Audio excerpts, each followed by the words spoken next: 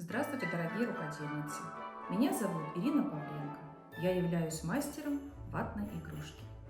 Я приглашаю вас в новогоднюю сказку, которую вы сможете создать своими руками. Вместе с вами мы сделаем вот такого замечательного Дедушку Мороза, а также его друзей, миниатюру, сделаем красивую бороду нашему дедушке, а также распишем шубку. Такой дедушка займет самое почетное место под любой елочкой и исполнит самое заветное желание. Я приглашаю вас на мой мастер-класс, где я с большим удовольствием поделюсь с вами ватными чудесами.